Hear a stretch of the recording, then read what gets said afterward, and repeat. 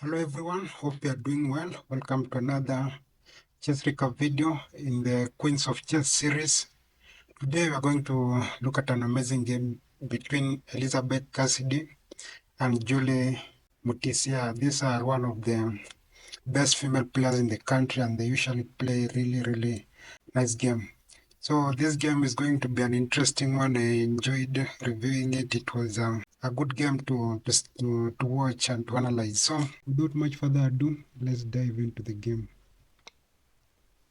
The game begins with d4, knight to f6, knight to f3, g6, bishop to f4, bishop to g7, c3 by white, b6 by black, h3, bishop to b7, e3, d6, bishop to e2, preparing to castle, knight b to d7, short castles by white and short castles by black, knight b to d2, then knight to e4, then takes with the bishop, and then knight to d2 attacking the bishop, but the bishop falls back to b7.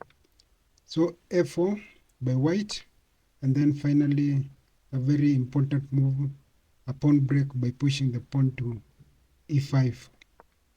The bishop falls back to h2, which was the best move. And then here Cassidy plays a very interesting move, king to h8.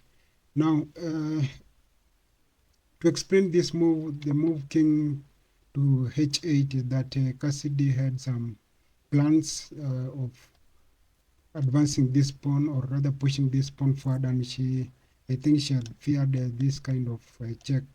So just in terms of preparation, she opted to bring the queen to h8 first so that she can prepare for the attack. But ideally, the best move in this position was to push the pawn to f5, preventing this pawn from going forward. But nevertheless, Cassidy had some plans towards the white's king.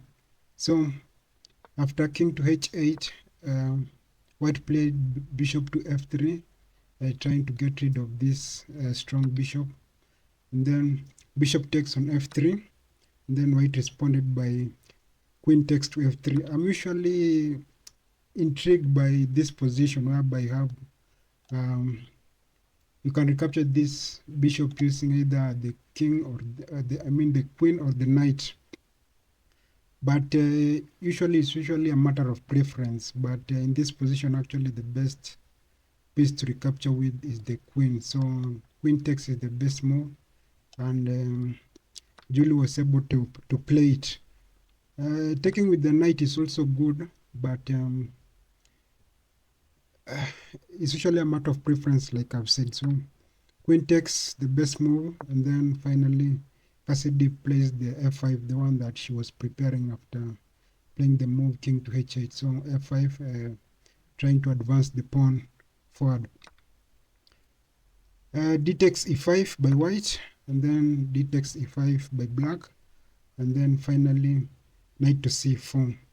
Now, this is where the game starts getting interesting. It's important, or rather very interesting, to note that I'm not sure why Jully was so intrigued by this pawn on a5, because first of all, it's not a weak pawn per se, and is quite strongly defended by these two pieces. So attacking it was not really the best thing to go for, and as you're going to see, it will cost her terribly.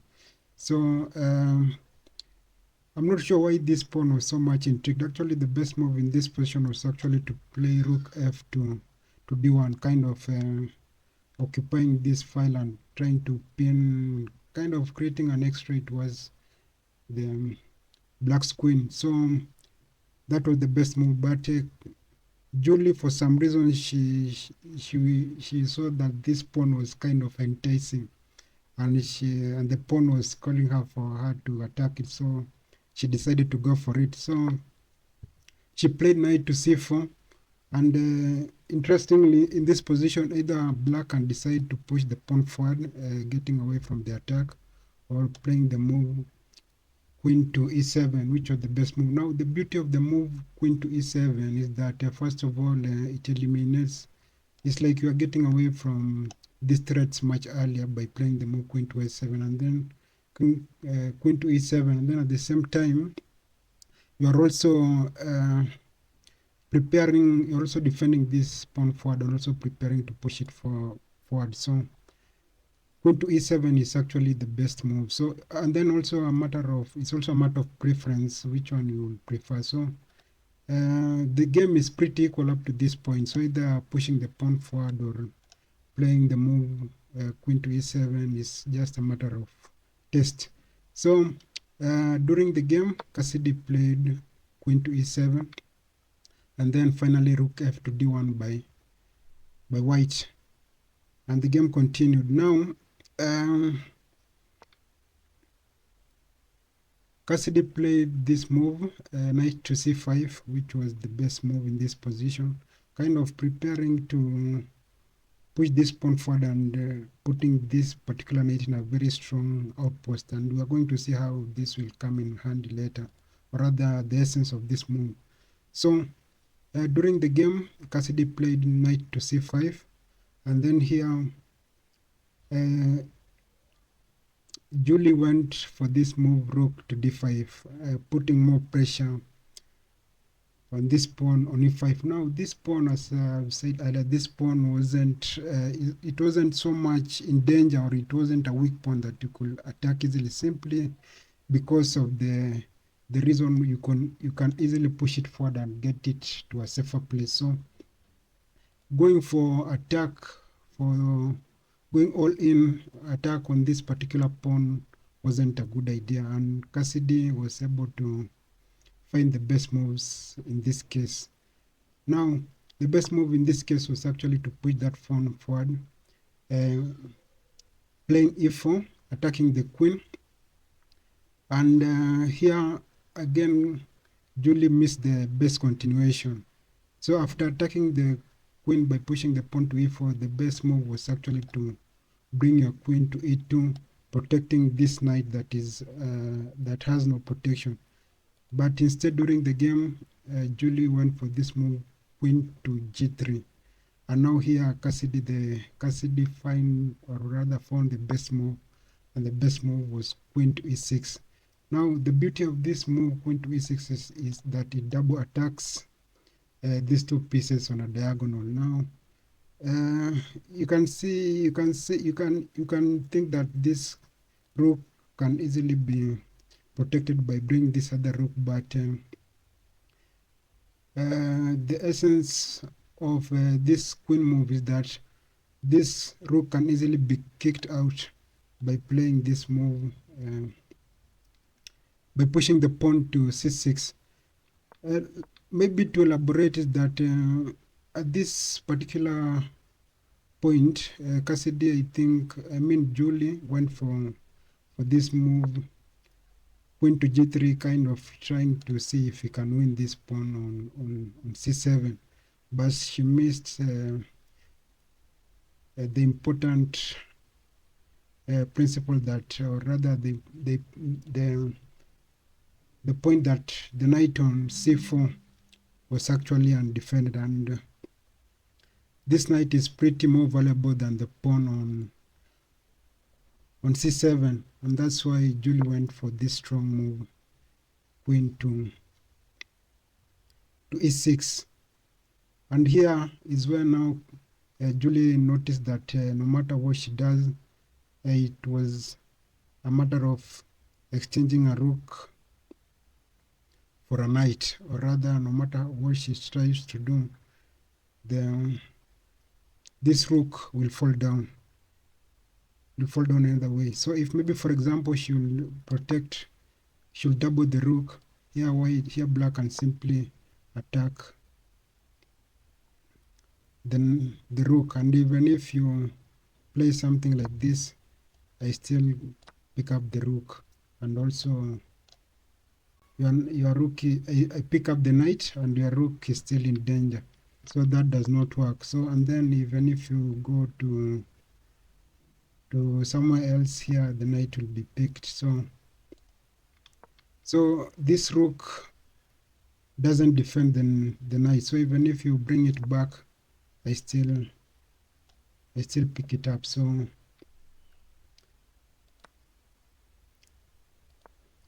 after the move queen to e6, there's nothing much that white can do to protect the knight. So she instead went to picking up the rook, picking up the knight on c5, and after the exchange, she played the move knight to a3. Now the game continued, rook to f7, protecting this pawn because it's double attacked by the queen and the bishop. So rook to f7, protecting the pawn.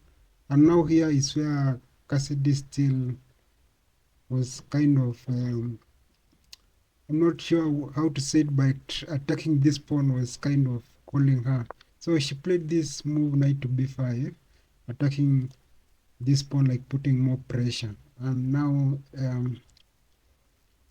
Cassidy found the best move in this position was to ignore all this attack and to play the move rook to d8. Now the beauty of this move rook to d8 is that even if you pick up this pawn, I have this move bringing my queen to d7, and that creates a possible back rank mate check threat. So Jully missed all of this during the game, and she went ahead and picked the pawn on c7 by the knight, which is pretty interesting. I'm not sure why she miscalculated or she missed the point whereby this knight will easily fall down.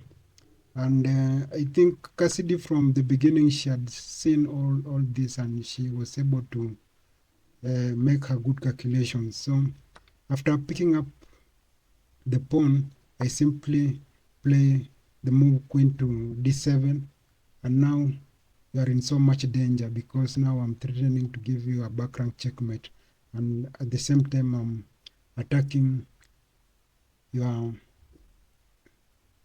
knight. So you have to do something about the back rank checkmate. So pawn to f3 is forced, and then here I don't go immediately to pick up the knight because it will be an exchange, because this is double attacked and it's also double defended. So I bring in this beautiful pawn push, pawn to f4, cutting off the queen from the knight, and then you can't pick up the pawn because I pick up your queen using the rook. So you have to pick up with the pawn, and if you pick up with the pawn, I pick up your knight. So that's a bad exchange for you, very bad. So the game continued, pawn takes, and then here Cassidy went for this strong move, queen to b6, threatening a discovered check here.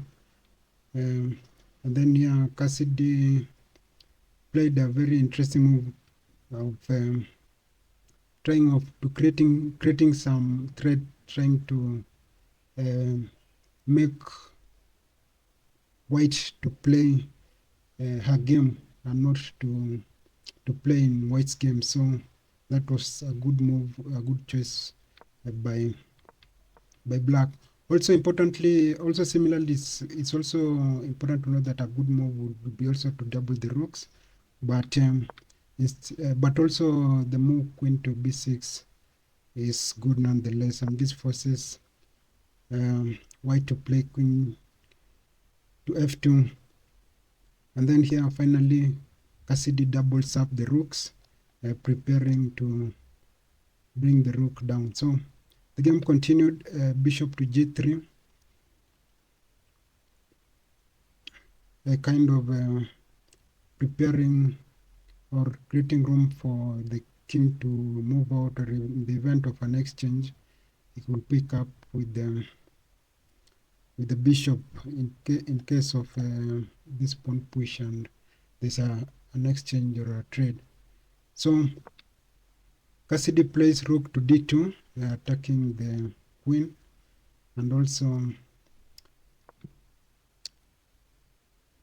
from here actually is just a matter of how best do you want to finish off white, because now it's really pretty game over. Once you have doubled up your rooks, and then here you have the possibility of picking up this pawn, things are much worse for black.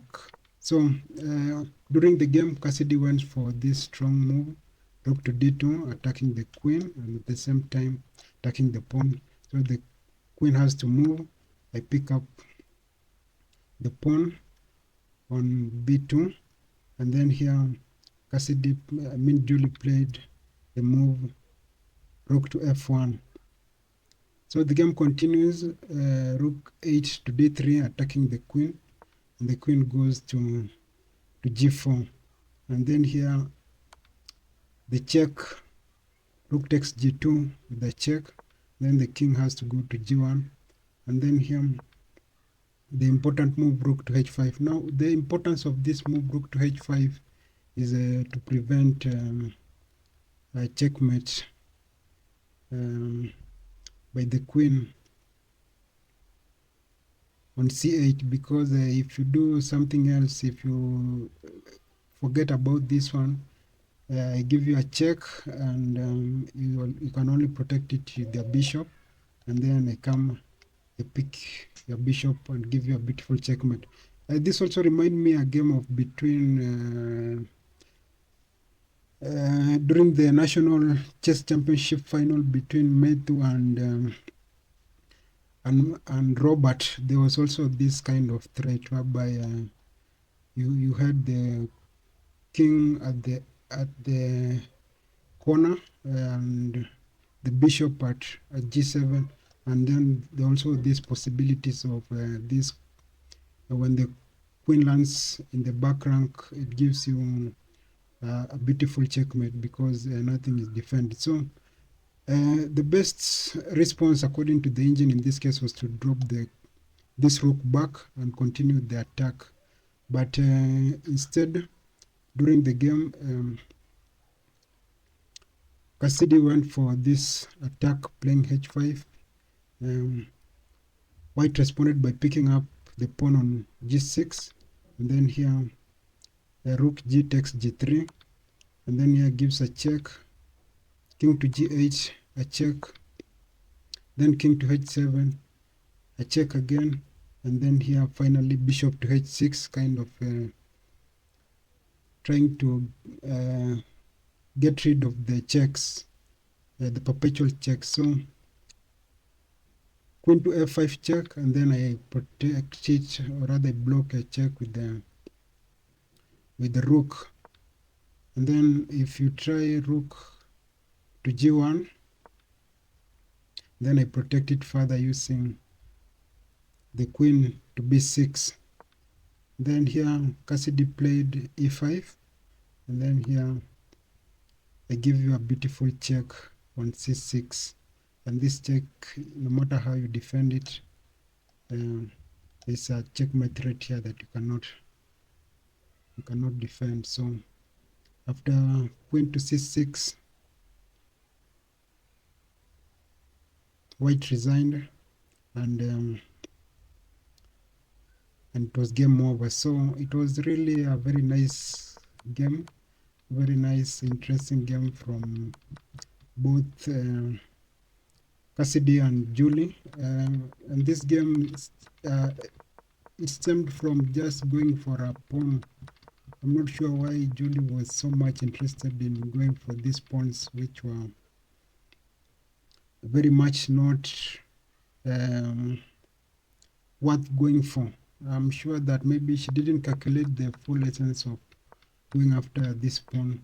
Like in this case, she missed that there's a possibility of this knight being undefended, it could be attacked.